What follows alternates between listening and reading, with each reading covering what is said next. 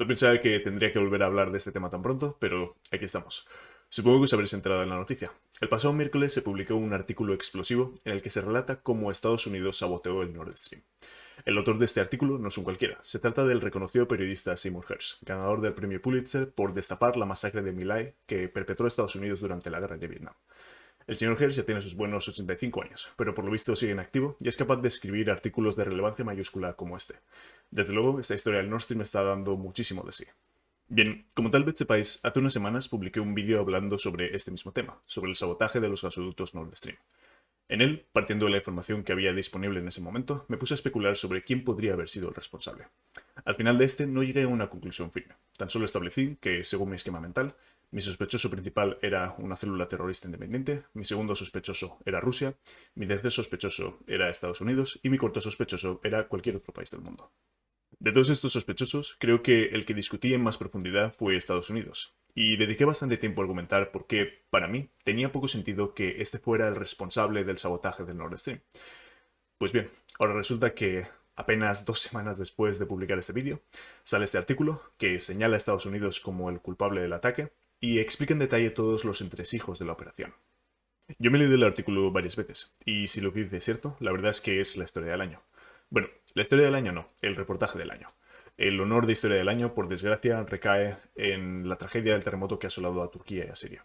Vamos, no me imagino algo que pueda tener más relevancia que una catástrofe como esta. Si algo la supera a lo largo del año, ya tiene que ser un suceso muy grave. De hecho, ya que lo menciono, voy a aprovechar para deciros que en la descripción os dejo un enlace a una lista de organizaciones acreditadas que están trabajando para solucionar todos los problemas que se han producido a causa del terremoto, por si queréis contribuir de cualquier manera. Supongo que no será de mucha ayuda, porque a mí me ven 10 personas, pero bueno, ahí os lo dejo. Volviendo al tema, el caso es que esta historia de Seymour Hersh choca bastante con lo que yo creía acerca de la situación del Nord Stream. En consecuencia, creo que es conveniente evaluar esta nueva pieza de información y tratar de actualizar mis creencias sobre este tema en base a ella. Voy a empezar hablando del artículo en sí. Este, de manera muy resumida, cuenta que Estados Unidos lleva planeando atacar los gasoductos Nord Stream desde finales de 2021, antes de que empezara la guerra de Ucrania. También cuenta que esta operación la realizó Estados Unidos en estrecha cooperación con Noruega y que lo hicieron mediante unos explosivos T4 que detonaron de manera remota. Estos explosivos los habrían colocado unos buzos bajo la tapadera de un ensayo militar llamado Baltops 22. En todo esto estarían involucrados la CIA, el Servicio Secreto Noruego y las marinas de Noruega y de Estados Unidos. Por supuesto, el máximo responsable de todo esto habría sido el presidente de Estados Unidos, Joe Biden, junto con su secretario de Estado, Anthony Blinken, su consejero de Seguridad Nacional, Jake Sullivan, y la subsecretaria de Estado para Asuntos Políticos, Victoria Nuland. Hay muchos más detalles en el artículo en sí, pero os voy a dejar que lo comprobéis por vosotros mismos. Tenéis un enlace en la descripción. Como podéis ver, las afirmaciones que hace este artículo son extraordinarias, y si lo leéis comprobaréis que describe todos y cada uno de los aspectos de esta supuesta operación.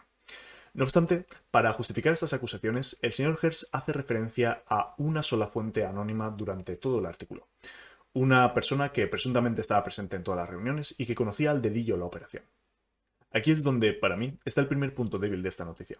Según tengo entendido, un principio básico del periodismo es que conviene tener aseguradas al menos dos fuentes independientes antes de publicar una historia. Y creo que esta regla es especialmente importante si en tu artículo estás acusando a tu país de terrorismo. En ese sentido, el señor Hersh, si esta noticia es cierta, debe tener plena confianza en su contacto, si se ha arriesgado a publicar un artículo como este con solamente una fuente. Por lo que he leído, no es la primera vez que hace algo así, y esta manera de trabajar con fuentes anónimas ha hecho que se convierta en el foco de controversias en múltiples ocasiones. Os dejaré también información al respecto de esto en la descripción. Además, otra cosa en la que me he fijado es en que, a pesar de que las descripciones que hace son muy detalladas, difícilmente se pueden comprobar. Todos son reuniones secretas o maniobras secretas o movimientos que no dejan ningún tipo de rastro. En ese sentido, si el señor Hersh o su fuente se lo han inventado todo, difícilmente podrá el gobierno de Estados Unidos desmentir sus declaraciones. Teniendo en cuenta la naturaleza de la operación, creo que tiene sentido que sea así. Pero es una lástima que el artículo no ofrezca ninguna manera de contrastar sus afirmaciones. Lo único que he podido encontrar son unos registros de aviones estadounidenses y alemanes que sobrevolaron la zona donde se colocaron los explosivos durante los días en los que tuvo lugar este ensayo militar que supuestamente sirvió de tapadera, el Baltops 22. Esto habla a favor del relato que nos cuenta el señor Hersh, aunque la presencia de aviones alemanes entra un poco en conflicto con la versión de los hechos del artículo. De cualquier manera, a pesar de que esta es una pieza de información interesante, por sí sola no es nada concluyente. Y para cubrirme las espaldas, esta información la he sacado de una cuenta de Twitter llamada AZPolitics. Esta es una cuenta dedicada a la geopolítica, y siempre que trata la guerra de Ucrania, cuando tiene que referirse al presidente ucraniano, se burla de él llamándolo la criatura de la camisa verde, porque siempre que aparece en público va vestido con ropa de color verde militar. Además, siempre que habla de Biden, pone el emoji del viejito, y al canciller alemán Olaf Scholz lo llama rehén americano. Supongo que con esto ya os podéis hacer una idea de qué pie coge a esta persona y de su seriedad periodística. Pero bueno, creo que la información que da de los vuelos es fiable aún así. Por último, también cabe comentar que este artículo lo publicó Seymour Hersh en su blog personal, no en ningún periódico. Me parece normal, teniendo en cuenta la magnitud de la noticia y la escasez de fuentes que la justifican. Por lo demás, es un artículo que es bastante coherente, está muy bien escrito y da un relato claro de cómo Estados Unidos podría haber ejecutado este ataque y por qué. Vale, con esto ya he descrito el artículo y su grado de credibilidad. Ahora voy a pasar a ver cómo encaja con lo que dije en mi vídeo anterior. Para empezar, me parece que la falta de incentivos de Estados Unidos, que expuse entonces, se mantiene. Sigo pensando que Estados Unidos no necesitaba volar los gasoductos Nord Stream, era un riesgo innecesario para lo que podían llegar a ganar. Se exponen a entrar en un conflicto gordísimo con sus aliados de la OTAN, ponen en tensión sus negocios con el gas natural licuado y además no ganan nada, ya que ya habían conseguido a efectos prácticos la desvinculación energética de Europa Central con Rusia. Ahora bien, a pesar de que, a mi juicio, estas circunstancias sean más que suficientes como para descartar cualquier plan de atacar los gasoductos, es posible que la administración de Biden no lo vea así. Puede ser que, para ellos, la posibilidad de que se vuelva a dar una dependencia energética entre Alemania y Europa en general con Rusia sea algo que no pueden consentir. O tal vez salvaguardar los intereses de Estados Unidos en Europa sea algo tan importante para ellos que les compense intentar una maniobra tan arriesgada y complicada como esta. Quizás la probabilidad de que se volvieran a abrir los gasoductos una vez terminada la guerra era más alta que lo que se nos ha dicho en las noticias. O puede ser que Estados Unidos se vea en una posición tan preponderante sobre Europa que se vea capaz de asumir un desplante como este. O puede ser que simplemente fuera una cagada monumental, que también puede ser. De cualquier manera, una decisión como esta me sigue pareciendo muy extraña, sobre todo si ha sido meditada durante casi un año. Aparte de esto, una cosa que me parecería aún más increíble si esto acaba siendo cierto, es que como consecuencia del ataque solamente 3 de las 4 líneas de gas resultaran dañadas. Desde luego, como dije en mi vídeo anterior, este tipo de cosas pueden pasar. Pero me sorprendería que el ejército más grande del mundo, con clara intención de dejar estos gasoductos completamente inútiles, dejara abierta la posibilidad de repararlos. Y ya que estoy, esa historia me ha hecho ver una deficiencia clara en mi vídeo de hace unas semanas. En ese momento, ya que veía tan improbable la implicación de Estados Unidos en este ataque, ni siquiera me molesté en establecer qué motivos podrían tener para cometer el sabotaje.